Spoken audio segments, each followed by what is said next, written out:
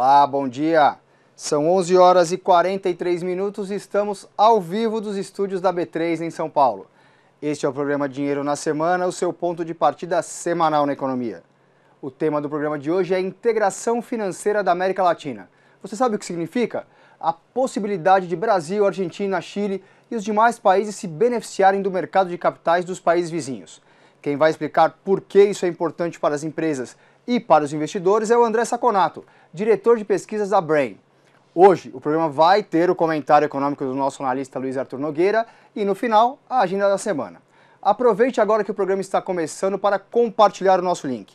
E vá até o botão seguindo na nossa página no Facebook para habilitar a ferramenta de alerta para saber de todos os nossos vídeos ao vivo. Primeiro, vamos para o nosso telão ver quais são as informações que começam a movimentar a economia nesta semana. O giro de informações quentes do dia começa com o Ibovespa. O principal índice da B3 encerrou a semana passada em queda de 1,72% aos 84.866 pontos. Foi a segunda semana seguida de queda, o que faz de março um mês muito ruim para o investimento em bolsa. A queda em março até o dia 16 é de 0,55%. Mas, em compensação, em 2018, o Ibovespa acumula valorização de 11,1%. Agora há pouco, o índice da B3 estava em queda de 0,55% aos 84.416 pontos. Nosso próximo item é o câmbio. O dólar continua sua trajetória de alta e fechou a semana passada com valorização de 0,83% aos R$ 3,27.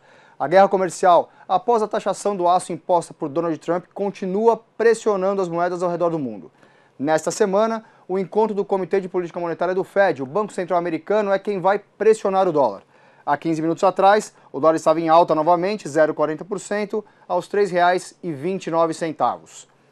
Para fechar o giro de informações quentes deste final de manhã, vamos ver o que está em destaque no www.istoedinheiro.com.br. A manchete do site da Dinheiro é atividade econômica, a IBCBR cai 0,56% em janeiro ante dezembro, com o ajuste revela o Banco Central. Mais próximo aqui à direita, mais um Covas na Prefeitura de São Paulo. Dória anunciou a sua candidatura à Prefeitura, então Bruno Covas passa a ser o prefeito a partir de 6 de abril. E mais perto de mim aqui à direita, o Advent, de olho no Walmart, tem 10 bilhões para investir ainda no Brasil. E a principal reportagem da revista Dinheiro dessa semana é a compra da Fibria pela Suzano. A notícia, que foi antecipada pela coluna Moeda Forte de Carlos Sambrana, foi confirmada na madrugada de sexta-feira. Em um negócio avaliado em 35 bilhões de reais, a Suzano desbancou a holandesa Paper Excellence para criar a maior empresa de celulose do mundo. Conheça os bastidores que envolveram essa negociação e saiba como será a nova empresa controlada pela tradicional família Pfeffer, pioneira no setor no Brasil. A reportagem completa está nas bancas e no site da Dinheiro. Eu volto para o telão para mostrar o tema da semana, a integração financeira da América Latina. O André Saconato, diretor da Brain, está nos estúdios conosco. André, seja bem-vindo. Tudo bem, Márcio? Tudo bem? Tudo bem. Por que essa integração é tão importante para os mercados financeiros? Eu acho que o ideal para a gente entender isso, eu vou te dar um exemplo. Hoje em dia, se um brasileiro quiser comprar uma ação de uma empresa chilena, ele não faz isso no Brasil e ele não faz isso no Chile. Ele vai até Nova York, leva o dinheiro para lá, a empresa chilena também leva um recibo da sua ação para Nova York e os dois fazem a transação lá. Então, o que acontece nesse contexto? Nós exportamos não só o negócio, como a estruturação do negócio. Quando eu falo estruturação do negócio, eu falo em banco, eu falo em consultoria, eu falo em escritório de advocacia, como toda uma rede paralela a esse negócio. Hotel, restaurante, toda a parte de lazer que um executivo ele tem, geralmente ele gasta muito, né? Muito mais que um turista médio na economia, coloca esse dinheiro na economia. Então, hoje, nós não temos um mercado integrado na América Latina e nós usamos os grandes centros financeiros internacionais para fazer esse serviço de intermediação. Tá. E nós, na Brain, perguntamos, poxa, isso não tem sentido. Nós temos que trazer esse mercado para a América Latina, nós temos que gerar divisas aqui. Sem dúvida. Então, quando eu falo em integração na América Latina, eu não estou imaginando o Brasil dominando alguma coisa ou o Chile dominando alguma coisa. Nós estamos falando em todos da América Latina ganhando contra, né, o que hoje nós temos lá, que é exportar todos esses recursos, toda essa mão de obra, todo esse efeito multiplicador que se dá em torno do mercado financeiro. E acredito que haja mais dificuldade para você estar em Nova York fazendo esse negócio do que se você tivesse uma ponte aérea São Paulo-Santiago. Perfeito. Nós entrevistamos muitos, nós conversamos com muitos CFOs, CEOs de empresas multilatinas grandes, e a resposta dele era o seguinte: isso para mim é ótimo, porque o custo de fazer isso em Nova York é muito maior.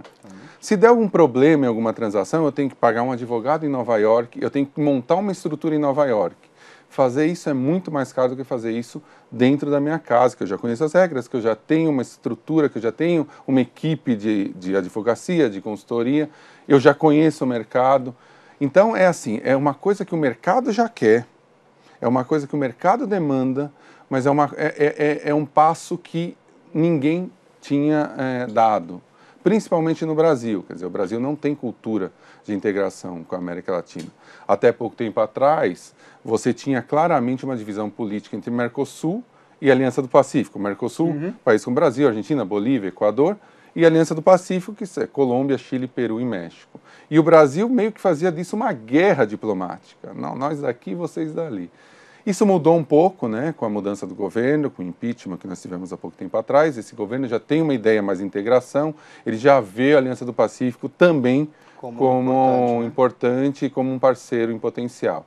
Há quanto tempo vocês começaram a fazer esses estudos e o que ele já conseguiu mostrar para vocês de avanço? Nós começamos, o primeiro passo desses estudos foi em 2011. Nós fizemos com o professor Guilherme Larraín, que na época era presidente da SVS. A SVS é como se fosse a CVM do Chile. Ele tinha saído da SVS e sentia a necessidade do Brasil se integrar aos estudos, aos trabalhos que já vinham sendo feitos na Aliança do Pacífico, entre aqueles 4 que eu te falei: Chile, Colômbia, Peru e México. Nós começamos um trabalho mais acadêmico de entendimento das regulações. A partir de 2013, o BID, o Banco Interamericano de Desenvolvimento, entrou no projeto com patrocínio financeiro como sponsor. Nós contratamos a PwC para fazer a parte mais prática, e hoje nós já fizemos a primeira parte com a PwC, que foi entender o que as multilatinas, o que as empresas, porque o nosso objetivo é atingir o setor produtivo. Nós sabemos que o setor financeiro é só um meio para a obtenção dos recursos para que elas cresçam. Falamos com eles na primeira fase, vimos quais são as maiores dificuldades, e numa segunda fase nós definimos 2 produtos, que são produtos que podem ser feitos sem grandes mudanças legais, que não exigem demandas legais. Um que nós chamamos de passaporte de fundos. Basicamente seria o seguinte: alguém quer lançar um fundo no Brasil, mas quer distribuir no Chile, no México, no Peru, na Colômbia ou na Argentina, nesses 5 países. Ele manda o prospecto para a CVM já tem um acordo com os outros reguladores, manda esse prospecto para os reguladores. Se eles derem ok, dentro de um conjunto de regras já estabelecidas, esse fundo aqui pode distribuir sem que tenha que ter uma estrutura nos outros países.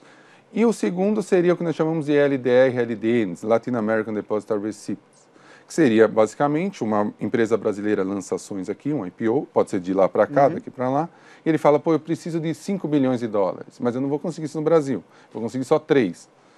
Aí, automaticamente, ele já lança 1 bilhão de recibo para a Argentina, 1 bilhão de recibo para o México. E os mexicanos e argentinos podem comprar isso diretamente da Bolsa Brasileira. Sem precisar, obviamente, ir para o ADR lá em Nova York, que seria o caso mais natural. Perfeito, que a transação seria feita aqui dentro. Então, nós estamos trabalhando nesses 2 produtos, nós estamos falando com a Aliança do Pacífico, né, para que o passaporte de fundos, ele já tem também um trabalho avançado de passaporte de fundos para os 4 países, para que eles introduzam inicialmente Brasil e Argentina, e depois outros países queiram aderir. Participar. E que ponto que está agora, André? Já está para sair esse programa? Como que a gente pode esperar esse processo? São 2 fases distintas, Márcio. O primeiro, que é do passaporte de fundos, já existe entre os 4 países da Aliança do Pacífico um acordo de intenções para que eles desenhem esse passaporte. O que nós estamos fazendo? Nós estamos falando com a Aliança do Pacífico. É lógico que a parte política não cabe à BRAIN, a parte de integração política cabe ao governo brasileiro. Mas nós estamos falando com a Aliança do Pacífico, tecnicamente, para levar uma equipe da BRAIN lá, justamente para que faça os processos juntos, para que a gente não faça uma coisa aqui e eles façam uma coisa lá. Então, nós levamos Brasil e Argentina para os 4 que já estão fazendo, isso já está bem mais avançado. O LDR está um pouquinho menos avançado, nós estamos construindo, e a partir do momento, esse nós não existe ainda lá, nós vamos construir e levar para os outros países. A Argentina já está completamente comprada no projeto, está junto com a gente, e agora a gente precisa fazer essa link com a Aliança do Pacífico, e tem uma coisa política também. O passaporte consegue sair esse ano ou não? Esse ano, a nossa ideia é que para 2018 talvez ele já saia para a Aliança do Pacífico e 2019 a gente consiga falar com a Aliança do Pacífico junto com o governo brasileiro e com a CVM. Tá. Né, o diretor Pablo Renteria é quem está com esse projeto dentro da CVM. O ano que vem a gente consiga acoplar os outros dois países. O LDR tem que ser um pouquinho mais para frente? Dá para fazer primeiro com a Argentina, por exemplo, 2018 ou 2019, e depois estender? Dá sim, dá sim. Isso é uma possibilidade muito latente. Porque, na realidade, tem uma parte, que é a parte política, como eu falei, que não depende da gente. Só a parte técnica. Então, depende do governo brasileiro. A gente está falando do governo brasileiro. O secretário Eduardo Guardia era o responsável pelo projeto na Brain, quando ele trabalhava na B3, antes de ir para o governo, então a gente tem ali alguém que conhece. Eu acho, a nossa ideia é que pelo menos também as sementes, ou um ou outro país, talvez não sei, em 2019 a gente já tem alguma novidade. André, fazer uma pausa na nossa conversa para conversar com o Luiz Arthur Nogueira, que está conosco de volta. Luiz, tudo bem? Márcio, tudo bom? Como é que foi sua estada em Belém do Pará? Foi ótimo. É legal a gente conhecer outros Brasis, né, dentro do Brasil. Foi bem bacana. E eu preciso fazer uma correção, né? Eu já pulei 2 casinhas do Dória. Na verdade, ele vai ser candidato a governador, Bruno Covas é o prefeito, e o candidato à presidência do PSDB é o Geraldo Alckmin. Exatamente. Certo? Agora acertei? Certíssimo. E qual que é o tema do Descomplicando dessa semana? Reunião do Copom, quarta-feira, né? É a nossa Copa do Mundo a cada 40 dias. Vamos a ela, então. E no final, uma pergunta para o Saconato. Por favor. Combinado? Combinado. Então tá bom, vamos lá Descomplicando a Economia, falar da reunião do Copom nessa quarta. O Copom é o Comitê de Política Monetária do Banco Central, que a cada 40 dias define a taxa básica de juros, a Selic, né? Primeira pergunta, há espaço para a redução da Selic? A resposta é sim. Por quê? Porque a inflação está baixa. A atividade econômica dá sinais de recuperação, mas felizmente, e é uma ótima notícia, o IPCA, que é o índice oficial do IBGE, continua trafegando aí abaixo de 4% ao ano. Isso dá margem, sim, para o Banco Central cortar em mais 0,25 ponto percentual e trazer a Selic para um novo patamar mínimo histórico de 6,5% ao ano. Só isso basta? Não. Por quê? A queda dos juros chegou na ponta do consumo? A resposta é não. Aliás, esse tema eu abordei na semana passada aqui no Descomplicando a Economia. O que falta, na minha opinião? Falta a gente aumentar a concorrência bancária. A concentração bancária faz com que a taxa na ponta para consumidores e empresas ainda seja muito elevada. É claro que não é apenas a concorrência bancária. Eu citei na semana passada carga tributária, a questão da inadimplência, a falta de garantia dos bens, né? Tem uma questão jurídica por trás, tem a questão do cadastro positivo, que até agora o Congresso Nacional ainda não regulamentou, isso será positivo porque os bons pagadores precisam pagar menos juros, não é justo que eles paguem a mesma taxa dos maus pagadores. Nesse contexto, o que o Banco Central pode fazer? Ele pode fomentar a concorrência, né? Ele precisa facilitar a vida das fintechs, para que a gente tenha esses bancos digitais gerando crédito na economia e gerando alguma pressão em relação aos grandes bancos. Ele precisa regulamentar esse mercado e, de alguma forma, tomar cuidado para que os grandes bancos não comprem todas as fintechs, porque aí não tem concorrência de novo,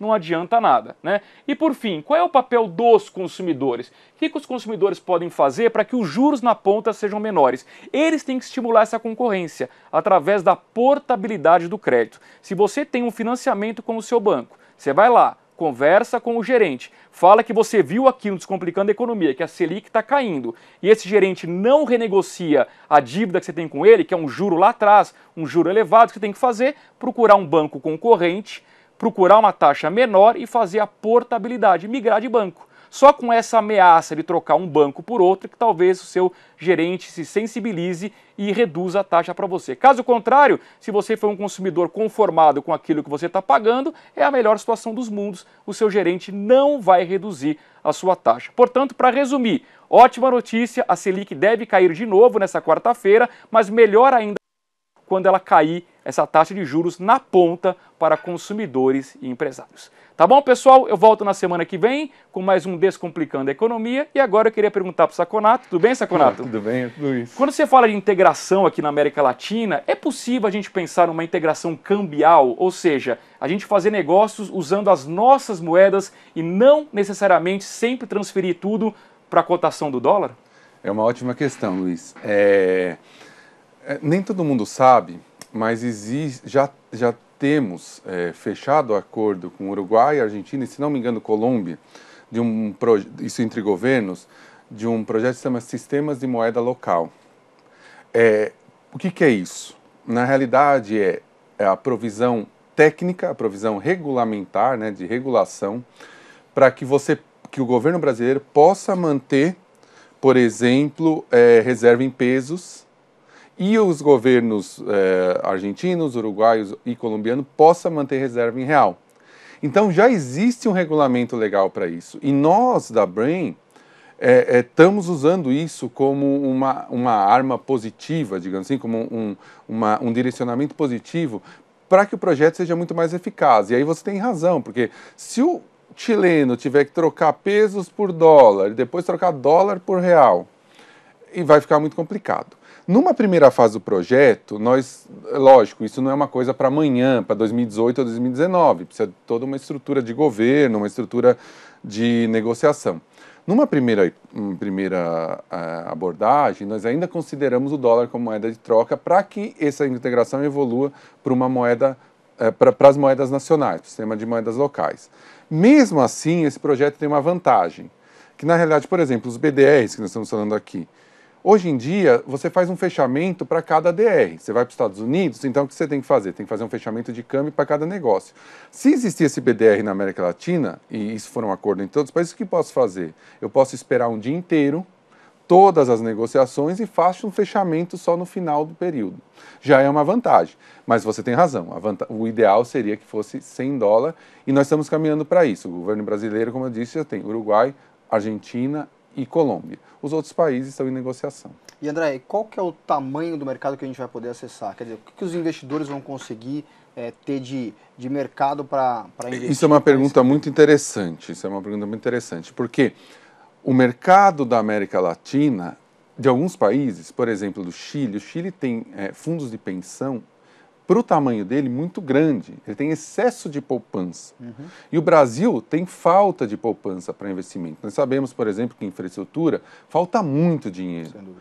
E o chileno, ele tem um retorno do seu investimento no Chile muito baixo, ele teria um retorno muito maior no Brasil. O próprio mercado ajustaria para que essa poupança viesse para o Brasil, ou vice-versa também. O chileno, quando olha o Brasil, o tamanho do Brasil, um lançamento de ação, por exemplo, do Chile, um IPO, teria muito mais receptividade, muito mais chance de dar certo no mercado muito maior. Então, o mercado latino-americano, ele consegue, se ficar bem integrado, fazer esse ajuste de mercado.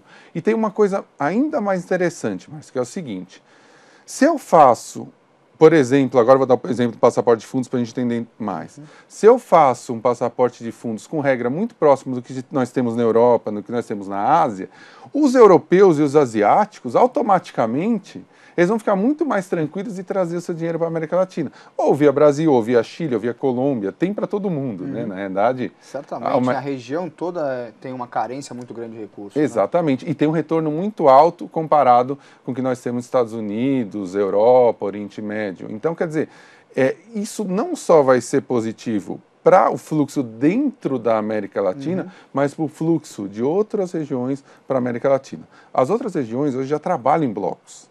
Nós temos o bloco econômico da América do Norte, e aí você vê lá Bolsa de Chicago, de Nova York, Toronto. Nós temos na Europa, que Frankfurt e Paris são os maiores, e Londres. E aí Londres está nessa de vou, não vou, né? Também já tem uma coisa, Oriente Médio também, a Ásia é um projeto que já está muito avançado, e nós na América Latina não temos nada, só exportamos para os outros. É impressionante como a gente demora para fazer as coisas, né? Tem a questão da barreira linguística também, quer dizer, eles falando o castelhano, a gente o português, existe essa diferença? Então, essa não é uma diferença que é realmente que pode ser considerada, porque o português e o espanhol estão muito mais próximos do que, por exemplo, o inglês do australiano e o japonês do japonês. E eles fizeram um acordo. Eles têm um acordo, eles fazem inglês, claro, né, porque é a língua geral. E assim, a nossa proximidade linguística, é lógico que nessas minhas andanças para a América Latina, eu vejo como brasileiro não sabe falar espanhol, né? Então ele começa né? Nós outros termos, e isso é muito comum de ouvir. E eu mesmo, eu tive que acelerar o espanhol, fazer curso, hoje eu já tenho muito mais facilidade, mas no começo eu não tinha. Então isso mostra como o Brasil nunca se preocupou muito em se integrar e mostra ao mesmo tempo que num esforço eles entendem, não precisa nem passar para o inglês, eles entendem. É lógico que naquela conversa de boteco, né? Naquela discussão fácil, se o River Plate é melhor que o Boca, se o Boca é melhor que o River Plate, né? Se aqueles lances geralmente muito suaves do jogo, a gente não consegue entender. Mas numa reunião é mais tranquilo. Eu acho que não vai ser uma barreira para a gente hoje. Então, quer dizer, esse mercado é grande, é um mercado importante tanto para empresas como para investidores. Que saia logo então e que a gente possa ter esse grande mercado para acessar. Exatamente, e que a gente não fique nessa do que vinha há alguns anos atrás, Mercosul contra a Aliança do Pacífico e aquela história, né, do extremismo bolivariano contra neoliberal, e que a gente veja a América Latina de uma forma só. É óbvio que aqui eu tenho que fazer chamar atenção para uma coisa. Não dá para fazer hoje nenhum acordo com Venezuela, Bolívia e Equador. Não porque nós não gostamos deles ou porque não está no nosso radar. É muito mais porque hoje não existe uma estrutura legal, né? Uma estrutura de enforcement, uma estrutura de blindagem do mercado financeiro suficiente para que a gente garanta aos brasileiros, aos chilenos, aos colombianos, aos peruanos, aos argentinos, aos mexicanos, que eles vão lá e vão ter uma segurança mínima. Mas a Argentina era muito complicada até alguns anos atrás e hoje conseguiu se estabelecer. E o mercado financeiro é segurança, né? Se você não tem segurança, não dá. Não tem como. Não saímos do lugar. André, obrigado pela sua participação. Imagina, eu que agradeço, obrigado e estamos à disposição para falar a evolução desse projeto aí daqui a um tempo, voltar aqui e falar com vocês. Legal, obrigado. Eu vou me levantar agora que a gente já entendeu tudo sobre a importância da integração do mercado financeiro na América Latina para mostrar a agenda da semana e o que pode mexer com o seu bolso, os seus negócios e os seus investimentos. Há 2 semanas, Sebastião Pinheira recebeu de Michelle Bachelet a faixa presidencial pela segunda vez no Chile. Ele assumiu um país com economia fragilizada, com problemas nas contas públicas, como o Brasil, e precisando resolver alguns entraves sociais. Hoje o Chile divulga o seu PIB de 2017. A expectativa é que o país tenha crescido 0,5% no 4º trimestre e cerca de 2% no ano. Os desafios de Pinheira serão os mesmos que o terá o próximo presidente do Brasil. Na terça-feira, vamos até a Alemanha saber como está o índice de sentimento econômico. Esse indicador é muito importante, pois determina a expectativa do investidor institucional alemão. O resultado esperado é de quase 14 pontos, uma retração sobre os 17,8 pontos medidos em fevereiro. Embora valores acima de 0 indiquem otimismo, essa diferença pode significar um período de menor entusiasmo no país que comanda a economia europeia. É bom lembrar que o Brasil aposta num acordo comercial com a União Europeia e, por isso, é preciso que o otimismo esteja presente em todos os países por lá. Já na quarta-feira, teremos 2 informações importantes sobre política monetária.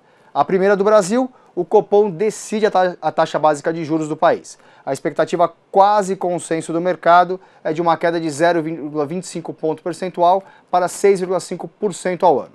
No mesmo dia, nos Estados Unidos, o Fed decide a taxa de juros por lá. É esperada uma alta para 1,75% ao ano. Mas o mais importante será verificar a evolução das projeções de taxa de juros para os próximos encontros do Fed. Atualmente, o Fed espera 3 elevações ao longo de 2017. Eu passo para a próxima tela e o assunto continua sendo a política monetária, agora no Reino Unido. O Bank of England deverá aumentar para 0,5% a taxa de juros em razão de uma piora da inflação com atividade mais acelerada. Essa decisão pode influenciar o encontro do Banco Central Europeu, que acontecerá nas próximas semanas. E para fechar a semana, vamos saber como se comportou a inflação na primeira quinzena de março. O IPCA 15 deve vir em torno de 0,1%, refletindo ainda a deflação dos preços dos alimentos. Chegamos ao fim deste Dinheiro na semana de 19 de março de 2018. Muito obrigado pela sua companhia e inscreva-se no nosso canal no YouTube para receber todos os alertas diários da programação da TV Dinheiro. Nos vemos na próxima segunda, no mesmo horário, às 11h30 da manhã. Boa semana, bons negócios. Tchau!